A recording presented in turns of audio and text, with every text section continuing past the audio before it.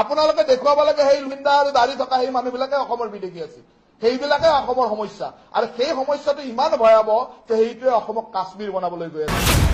পূৰ্ববংগীয় মূলৰ যিসকল মুছলমান আহি অসমৰ ভাষা সংস্কৃতি শেষ কৰিব বিচাৰিছে অসমখনক কাশ্মীৰ বনাব বিচাৰিছে তেওঁলোকৰ লগত আমি নাই আৰু তেওঁলোকক বাধা দিয়াটো আমাৰ মূল লক্ষ্য थोड़ा कैमरा दिखाइए कितना लोग है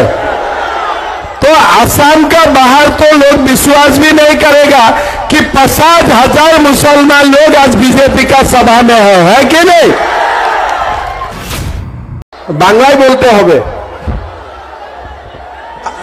बांग्ला तो हमारा तो ভাল হবে না না এটাই সমস্যা ঠিক আছে তাহলে আপনারা বুঝতে পারবো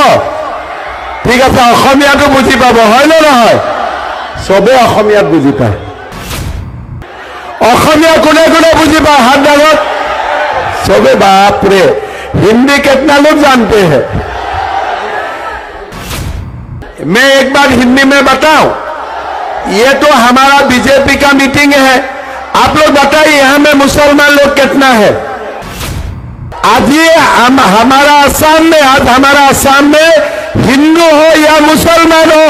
সুৰ হলনি হৈছে নেতাৰ মিয়াৰ ভোট বিচাৰি উদ্বাউল বিজেপি নেতা মিয়াৰ ভোটক লৈ কিয় তৎপৰ বিজেপি অংক হলনি কৰিছে নেকি হিমন্ত বিশ্ব শৰ্মাই নালাগে নহয় নালাগে এইটো জুকি আছো মুখ্যমন্ত্ৰী ডাঙৰীয়াটো সদায় কৈ আছে অসমৰ মাননীয় মুখ্যমন্ত্ৰী ডক্টৰ হিমন্ত বিশ্ব শৰ্মা ডাঙৰীয়াই কৈ আছে যে বাংলাদেশীৰ ভোট আমাক নালাগে তেনেকৈতো আমাক আমি জিকি আছো অসমৰ ৰাইজে আমাক জিকাই আছে গতিকে তেওঁলোকে 100 বছৰ নহয় 200 বছৰ নালাগে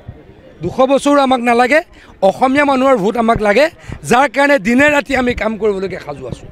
যাৰ ভৰিত ধৰিবলৈকে সাজি আছো যাৰ কাৰণে সৰ্বস্ব ত্যাগ কৰিবলৈকে সাজু আছো তেওঁলোকৰ ভোট 100 বছৰ নালাগে 200 বছৰটো অসমীয়া মানুহক নালাগে অসমীয়া যুৱকক অসমীয়া পাহুৱাল ডেকাক নালাগে মাত্ৰ 5 মাহ আগৰ উক্তিয়া অসম চৰকাৰৰ মন্ত্ৰী পীযুষ হাজৰিকাৰ ঘোষণা 100 বছৰলৈ মিয়াৰ ভোট নালাগে বিজেপিক মুখ্যমন্ত্ৰীও হেনো স্পষ্ট কৰি দিছে এই কথা তাৰ 5 মাহ পাছৰ দৃশ্যয়া আমি সাধাৰণ মানুহৰ লগত থাকিম সাধাৰণ মানুহৰ লগত আছো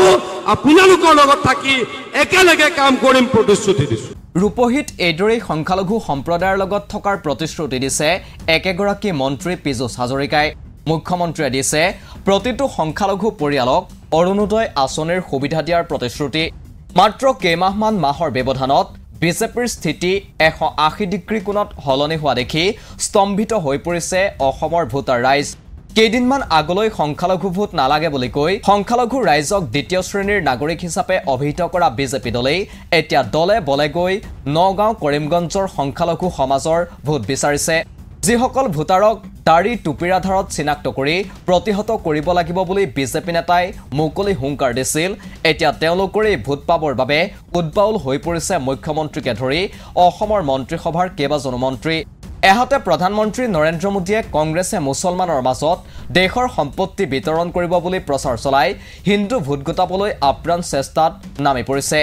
আনহাতে মুখ্যমন্ত্ৰীকে ধৰি অসমৰ মন্ত্ৰীসকল মুছলমানৰ ভোট বিচাৰি তৎপৰ হৈ পৰিছে প্ৰথম পৰ্যায়ৰ নিৰ্বাচন শেষ হোৱাৰ পাছতে প্ৰধানমন্ত্ৰী নৰেন্দ্ৰ মোদীয়ে ভোটৰ মেৰু বিভাজন ঘটাবলৈ সকলো কৌশল হাতত লৈছে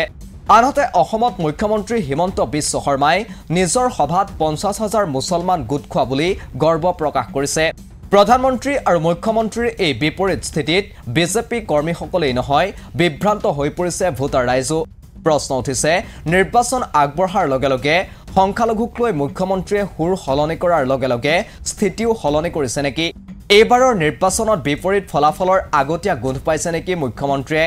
যাৰ বাবে লাহে লাহে নিজৰ ৰাজনীতিও হলাবলৈ আৰম্ভ কৰিছে হিমন্ত বিশ্ব শৰ্মাই দ্বিতীয় পৰ্যায়ৰ ভোট গ্ৰহণৰ পূৰ্বে ৰাজ্যৰ চুকে কোণে এয়াই সৰ্বাধিক চৰ্চিত বিষয় হৈ পৰিছে নিউজ ডেস্ক ৰিপৰ্ট দি ক্ৰছ কাৰেণ্ট